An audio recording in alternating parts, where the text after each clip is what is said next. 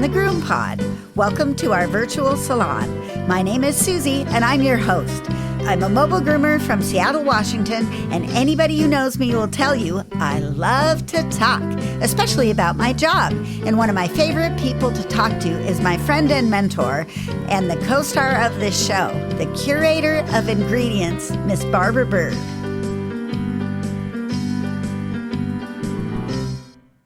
Hey, Susie, I am so thrilled to be here today. And just saying. Well, I'm pretty thrilled to be here too. Happy Sunday. Welcome to episode 447 of the GroomPod, recorded on May 18th, 2025 in Snohomish, Washington, Greenville, South Carolina, and Margate City, New Jersey. This podcast is brought to you by our kind sponsors, Best Shot, Show Season, Precision Sharp, Groomers, and Stasco. And if you'd like to tip your podcasters or you'd like to help Barbara on her search for more foam, you can do so at our website, thegroompod.com, and use the donation button to support Barbara or join us on Patreon to support the show. This week, we're talking to Chuck Simon about the Groomers Helper and the Flexit brushes. What's new this week is brought to you by Groomers Software. If you haven't found Groomers, you're missing out. Groomers is an all-in-one software solution for your grooming business. Whether you are a solo mobile groomer or manage several shops, Groomers has everything you need. 24-hour online booking and forms, routing, credit card processing, reminders, Google Calendar and QuickBooks integration, and so much more. And the best customer service anywhere. Shop mobile or house call, Groomers has you covered. And they're giving us a free month. Just enter GroomPod22 in the coupon code. Barbara, how you feeling? Hey, Susie, I don't believe it, but I'm feeling really, really good. I mean, like a huge leap forward. I'm me again. I mean, I've always been me, but I feel like there's less of a struggle. I feel more energized. And the best part is that my mind is, I'm like on 5 out of 6 cylinders. You know, it's really, I'm not going to claim more than I got, but it's amazing. I've been interacting with artificial intelligence. I've been having chats and learning so much about shampoo foam and taking pictures of my foam and digging deep into the science of foam. Who knew? That's the subtitle of I'm doing a little presentation within the presentation that I'm going to give in July. And the sub-presentation is called Science of Foam. Who knew? Foaming is certainly one of the latest trends that's popped up in the grooming industry, and there's a lot of trends. As a matter of fact, this webinar I'm going to tell you about that Barbara and Chris Sertzel are doing, it's called Think About It. It's a meeting of the minds where you can join us for a virtual day of learning and discovery that will change the way you groom. Barbara's going to talk about foam and all of the investigations she's doing and all kinds of neat issues in grooming, understanding shampoos and conditioners, exploring methods like frothing and close, open, close, and micro and nano ingredients. And Chris Sertzel is going to be putting that science into action, talking about what products to reach for and why, the differences in coat types, and working smarter, not harder. And she's going to give us some salon therapeutics. You can join us on July 6th at 7 a.m. Pacific Time, 8 a.m. Mountain Time, 9 a.m., 10 a.m. Central Time. No, 9 a.m. Central Time and 10 a.m. Eastern Time. There you go. Be with us for the whole day. So you're real easy to get lost in the middle of the country. Yes. So it's going to be a really fun day, and I'm going to be there too. I'll be producing the whole thing, and it's great. So you can join us for that event by going to the website, thegroompod.com, clicking on the new webinars tag up in the menu, and then clicking on the button for Think About It, and that will get you registered. Why don't we put a banner on the front of the Facebook page? I'll pin it up there as well. Yeah. That sounds like a good plan. Well, I didn't do much at all this week. I just groomed regular dogs and I did some cats, and I used an owner for help on one of the cats. That worked out pretty well. But it was very basic week. I mean, nothing really exciting. So why don't we just hop right into our interview after we hear these messages? Okay with me. Let me tell you about Best Shot's newest addition to the Ultramax Pro line. Ultramax Hair Hold is a flexible hairspray that can be layered on for a stronger hold. Ultramax Hair Hold spray is great, but my favorite new product is called the Max, and I won't groom without it. It's a fragrance-free ultra-concentrate conditioner and detangler. It reduces drying time and handles undercoat and tangles like magic. Just a few drops in the final rinse or spray it on and dry it in. Contact your favorite Best Shot distributor or learn more online at bestshotpet.com. Grooming success begins with Best Shot in your tub. Made from the best stuff on earth.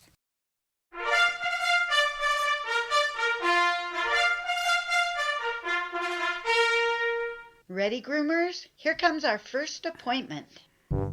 Well, today's special guest is Chuck Simons, and he is the founder of Groomers Helper. And we're going to talk to him today because he also made my Goldilocks brush, the Flexit brush. It was really weird. I have to say this.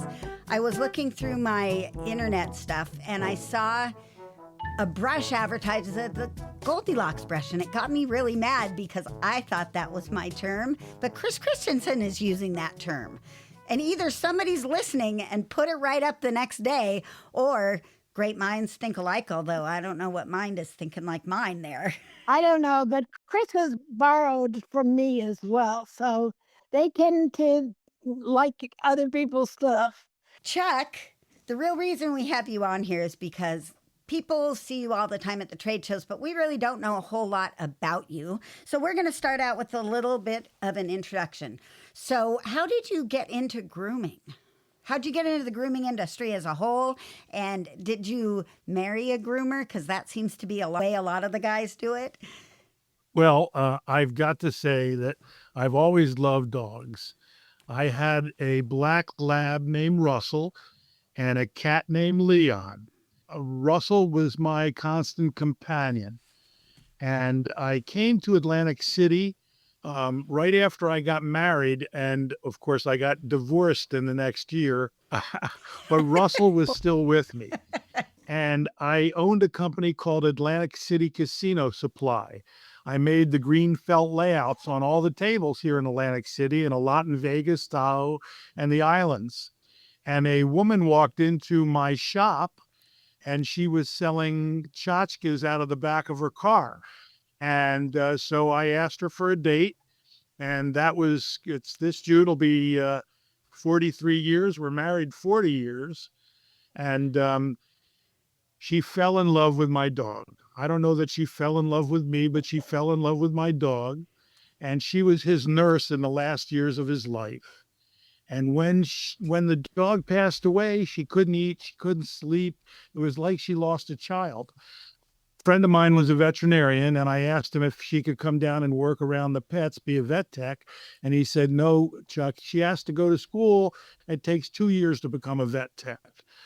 He said, but my groomer needs a bather. Aha!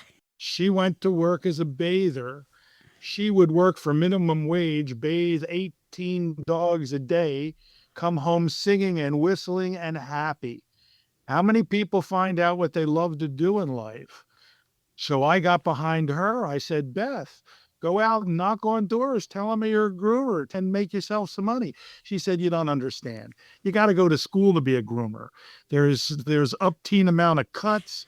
And so I said, okay, how much is school? Well, back then it was $5,000. And she went to school in New Jersey, and her teacher raised miniature poodles. She was actually one of the founders of the National Dog Grooming Association. And she taught my wife how to groom a Cocker Spaniel on a poodle. But she graduated with flying colors. So then she came home. I said, well, Beth, go knock on doors. You're a groomer. She said, no, you don't understand. I can groom one dog a day. I got to go work somewhere and get my speed up.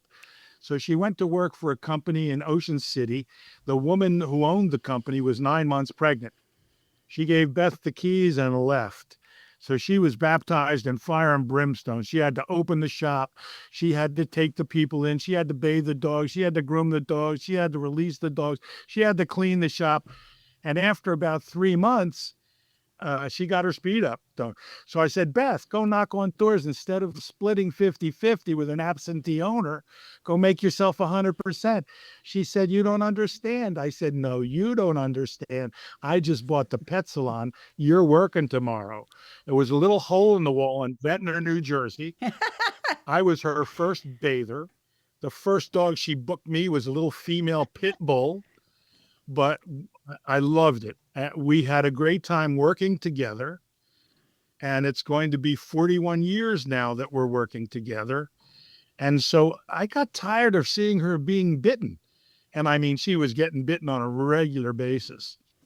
So a famous veterinarian by the name of R.K. Anderson, who invented the gentle leader head collar, sent me a foam rubber cutout of a dog with a gentle leader on it. But he also sent me this little clamp called the Alpha Lock. And it had a wing nut on it, and it was a very shoddy piece of equipment, but I hooked it up right to my grooming loop.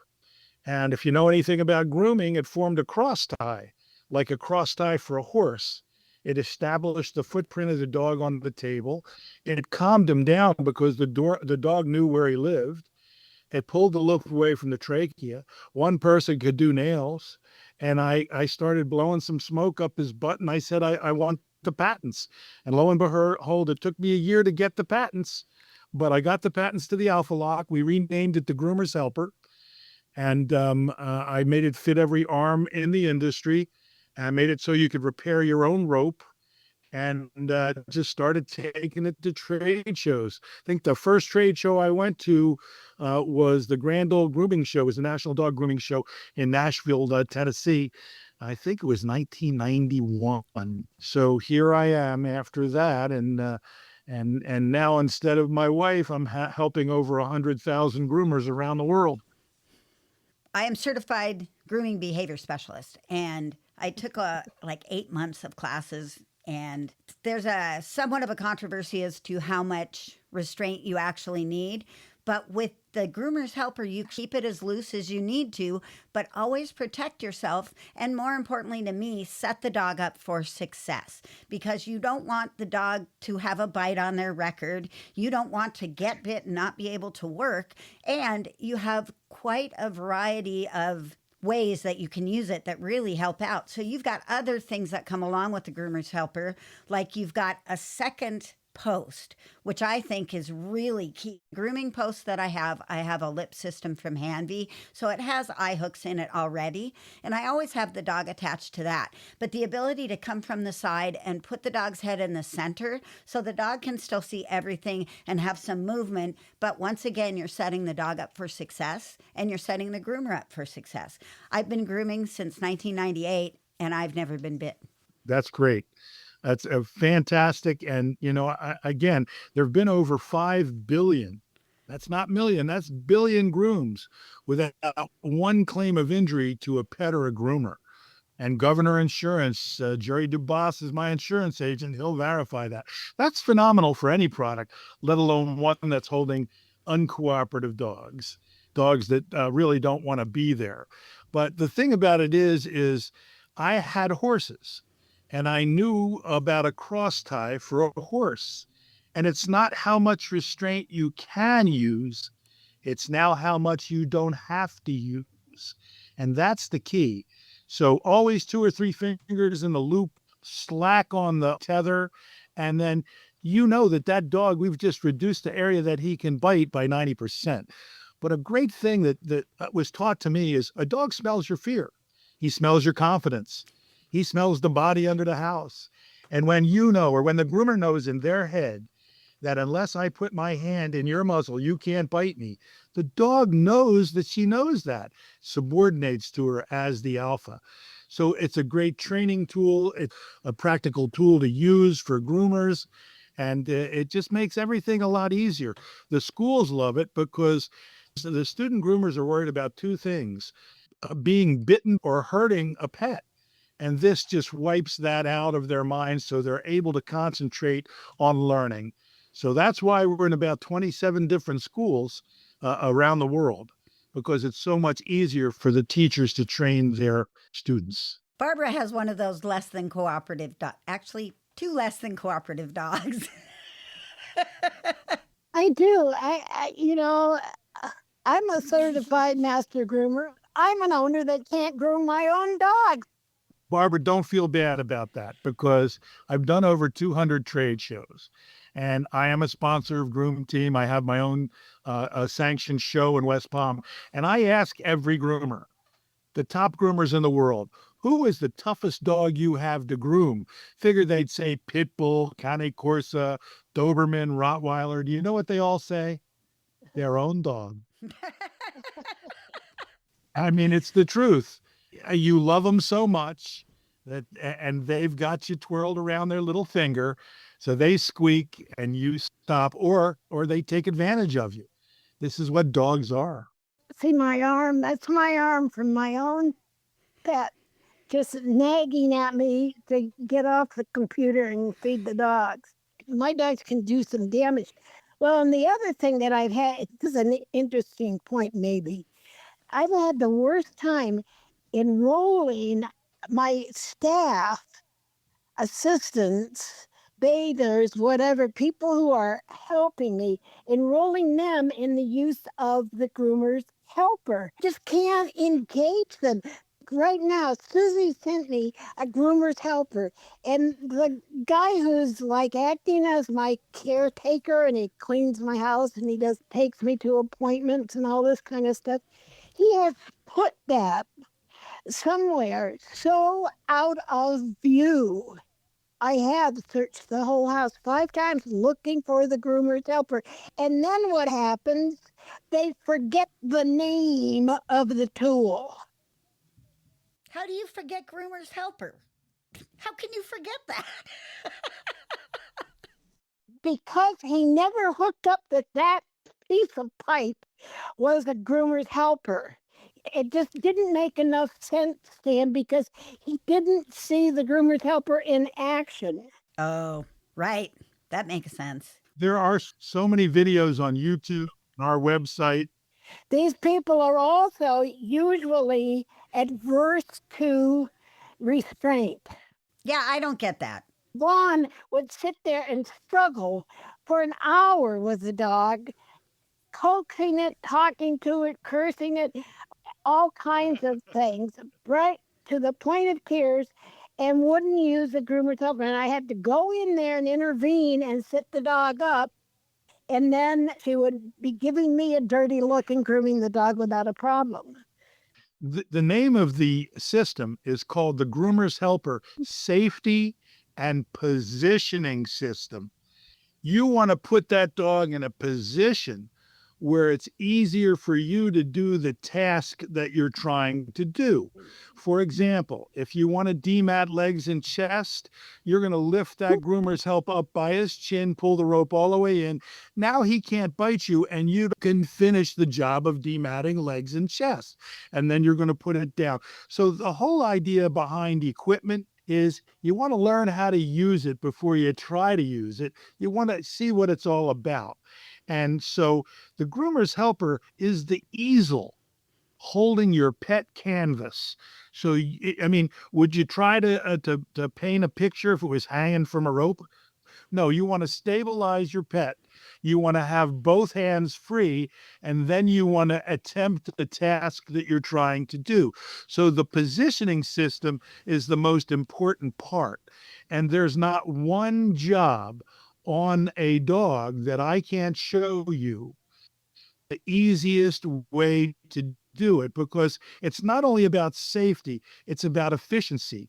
The more dogs that you can groom a day, the more money you're going to make. And so that's the whole idea. Diddling around with a struggling dog is such a waste of time. It sure is. It drives me crazy. And then Since I'm dealing with dogs that have a difficult time with the process, I'm doing a lot of senior dogs as well. Senior dogs need a lot of support. The Groomer's Helper gives me the ability to set boundaries on the table that they can't see anymore or feel as well as they used to be able to feel or adjust to. So I appreciate it very much for that reason. And I use it in combination with a hip strap sometimes so that it keeps them over on the side. I always use a table divider. These are just things that help me manage dogs that have a difficult time with grooming. And I can't tell you how much I appreciate the Groomer's Helper, but also the loops with the fixed ring. So did you develop those two kind of in conjunction with each other? Absolutely. We had to do that because what we were doing is we were just taking the bolt snap off the Groomer's Helper and attaching it to a loop. And what happened is the loop would actually deform. So I came up with the idea to put a fixed ring there, and it worked really marvelously because it pulled that loop away from the trachea. And so, Susie, we have a back end piece called the no sit, and it is like a hammock for the dogs. It's not as quick and easy as the loop, but we found, after stories from tens of thousands of groomers, that sometimes hanging them by the softest part of their belly on their own weight can cause the stomach to turn. There have been some really bad times with that. So the back end part to the loop adjuster works phenomenally. In fact, it's not just the elderly dogs that you're helping to stand up. Barbara, you're probably going to remember when we wanted a dog to stand up, we would take a bucket and put it upside down under his belly. The dog would come down, hit the bucket, and stand right back up. Right, right. So it's amazing what has happened in the last 40 years in grooming. So many different things have come along. Everybody tied a loop around the arm, but the loop moved and the dog didn't respect it. But I've got to say, thank God there hasn't been a real competitor for the Groomer's Helper in over 30 years. And thank you, God. What's that new kind of material, that silicone type material that, Biothane. yeah, are you using that? Yes, and I've got to say that, I love that stuff. okay, that's fine. But did you ever see that little brush called the Zoom Groom? Yeah, Rubber pulls hair. That's why I don't like it, because it pulls the hair. Now, once it's in the tub with shampoo on the dog, it's not pulling any hair. And we have many, many groomers who use our loops in the tub, and it's not pulling the hair. Listen, there have been so many gimmicks that have come up, copying. But it's the best form of flattery. But there's really only one Groomer's Helper loop, and we have a hard time keeping it in stock because groomers just love it. They love the cam lock. They love the quick release. They love the D-ring that's stitched in. They love that it's a stainless steel bolt snap with stainless steel spring. And I have some groomers have been using a grooming loop, one grooming loop on every dog every day for the last 5 years. And we're the only company that give them a $5 discount when they trade their old loops in. What? And so many groomers throw those loops away, and they really shouldn't. I repurpose them. I always repurpose them, but my problem is that I will occasionally take my 7-blade and cut a nick in there, and then I'm getting out and melting it, trying to squish it together so it still looks like reasonable and works. Barbara, you were going to say, do you chew up grooming loops? yeah, the lock, the cam, or whatever you call the piece on the loop, the cam would actually damage the nylon fabric. That's why I like the biothane loops, but I don't like a movable ring. I want that ring attached. I don't like the biothane. People with biothane reins have the reins break. And that just makes me uncomfortable. That's the only reason I don't like it. I mean, that and that feels weird. They don't have a positive stop like the cam lock. And so that it's now a slip ring. I mean, it's a good idea. Listen, I've got to give everybody an A for effort, but they just needed to take it one or two steps further. That's what manufacturing is all about. Show Season has a great enzymatic cleaner called Kennel Fresh. And you dilute it with warm water and it smells good, and then it evaporates to be a deodorant. As the Kennel Fresh dries, it's enzymatic, it eats the bacteria and the odor source. So it's really good stuff. You can use it indoors or out. Find it at your local distributors or showseasongrooming.com. The GroomPod and Precision Sharp would like to invite you to check out the newest precise cut shear called Lynx. Its patented design features a thumb ring that slides the length of the handle for perfect ergonomic placement of your thumb. Slide it, lock it into place, and get your best grooms on. Check it out at precisionsharp.com. Speaking of manufacturing, let's get on to the absolutely fantastic brushes that you're making, because I'm really excited to hear about this. Barbara, you're not going to believe this. This is so cool.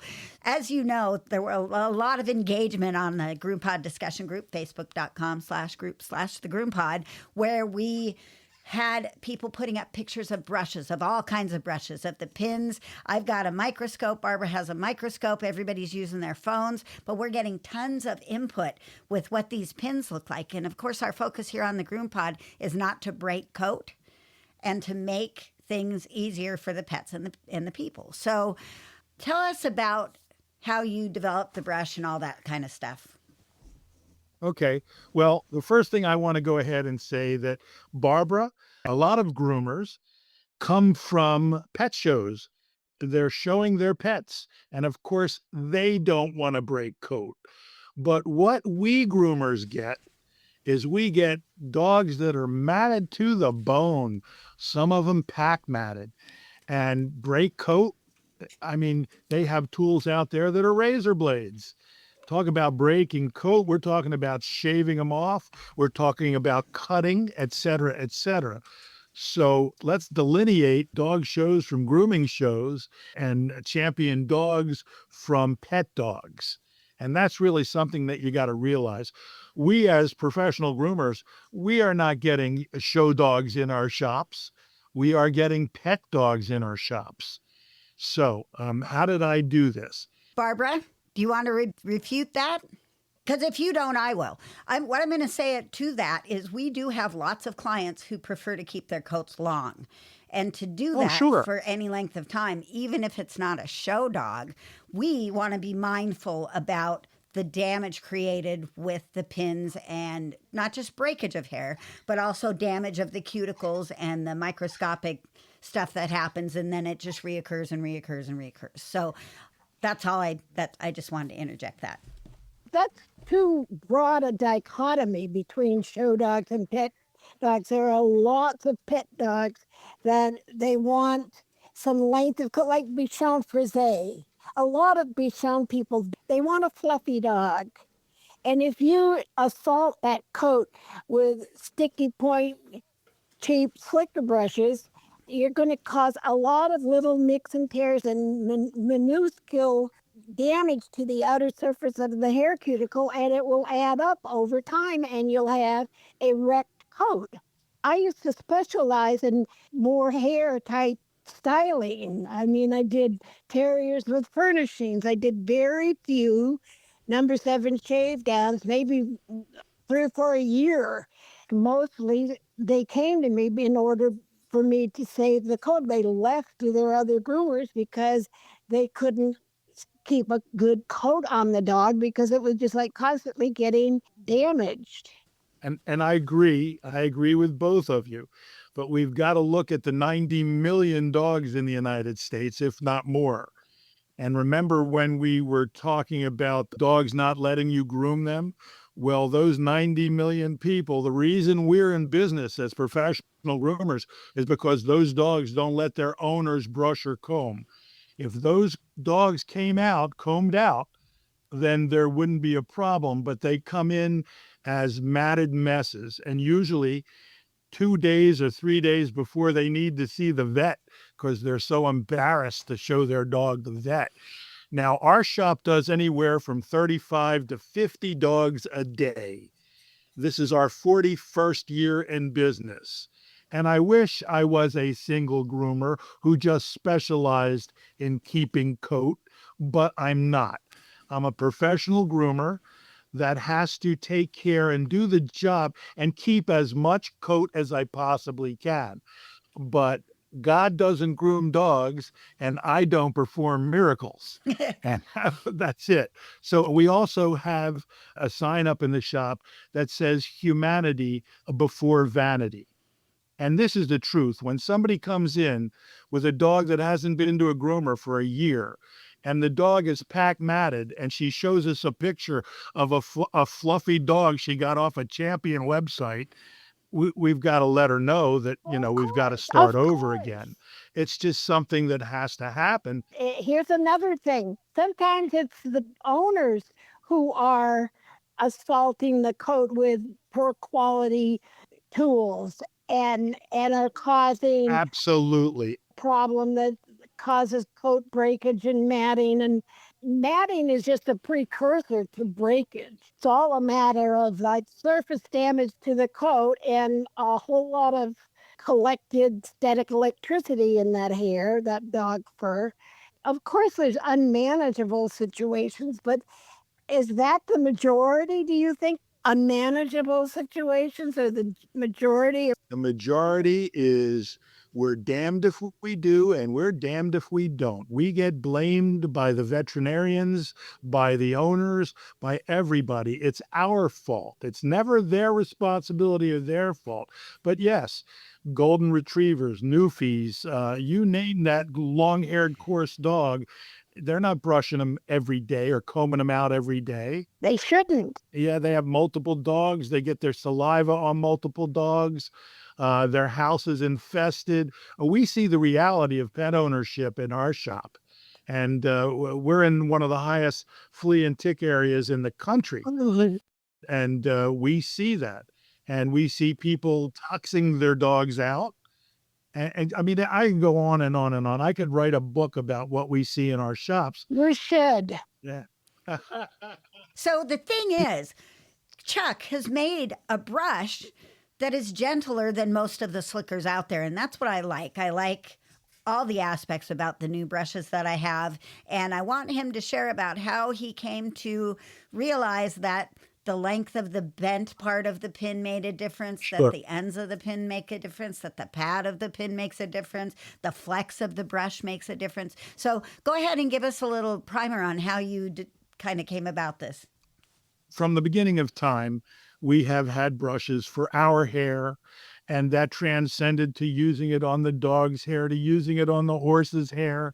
And then there became specialized brushes, but normally they were all straight pins. Sometimes they put rubber tips on the end of the straight pins to protect from breaking the coat.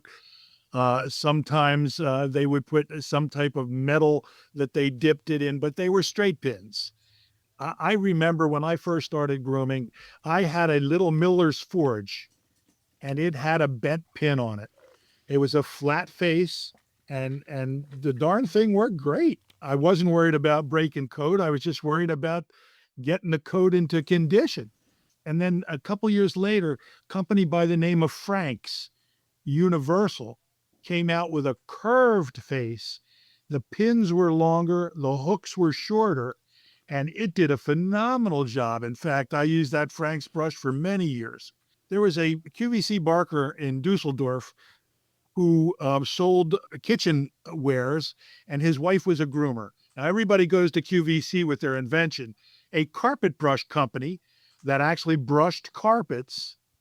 The pins were straight on one side. They had a hook on the other side. Said, here, let your wife try it. Well, she loved it. So he came to Groom Expo, one of the first Groom Expos there was, and his booth was right next to Michelle Raviol's booth, which is Lapooch.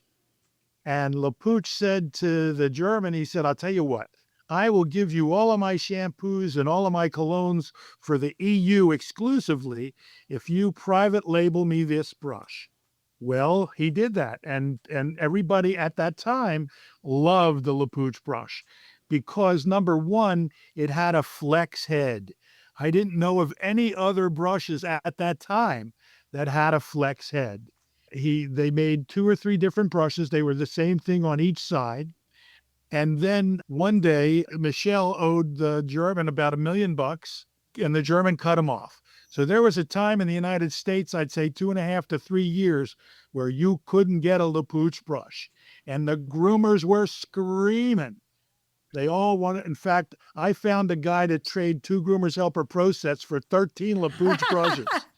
My wife went crazy. So I was in Interzoo, which is in Nuremberg, Germany. I had a booth there showing the Groomers Helper. And this guy came over to me and said, "Hey, Chuck, how are you?" And I said, "Do I know you?" He said, "Yep, I'm Jerry Knoll." He had a company named Activet that actually made the Lapouche brushes.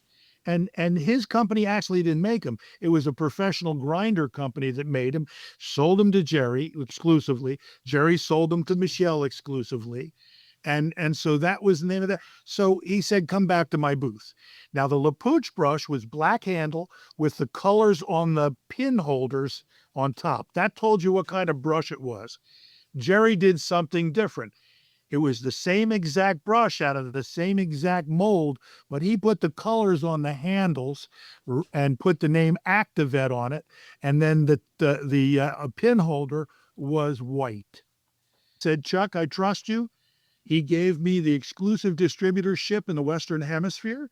We had Japan, we had Australia, we had New Zealand, we had Canada. We had a lot of countries around the world that we sold Activet brushes to, and everybody loved the Activet brush. It was just like the Lapouche brush. Well, then Lapouche went and found a place, I guess, offshore to make their brush again. Wasn't really the same as the original Lapouche brush. But they were back in business making Lapouche brushes. COVID hit, it kind of shut Activet down. So I couldn't get an Activet brush to supply my customers. It took me 18 months and about $250,000 to perfect a new brush. I changed the design of the handle, making it more ergonomic and not so clunky. I went ahead and put the colors on the pin pads, and then the pin pad holders were white. So it was much easier I didn't have to carry a full stock. I could make what I wanted. I have a molder here in Philadelphia that makes one side of the brush. You put them together along with the pin pad holder, and then put whatever brush pad you want on each side. And you put them in a machine called an ultrasonic welder. And that welds that handle solid. Cool. We then got the pin pads and we put them through a process called electrochemical deburring. So we started with one process and then we said, okay, let's do it twice. And now that we've done the blog with Susy, we're doing it 3 times and we're almost rounding the pins off. I don't want to do it any further than that because I don't want to degrade the softness of the brush. So what we have here is a straight pin with a bent hook. And if anybody knows anything about leverage, when you make something as a lever, it increases the power. So the hook increases the power of the tensile strength of the pin. So along with the flex of the pad holder, you've got like 5 times as much force as a static brush. So that doesn't mean you use it the same way as a static brush.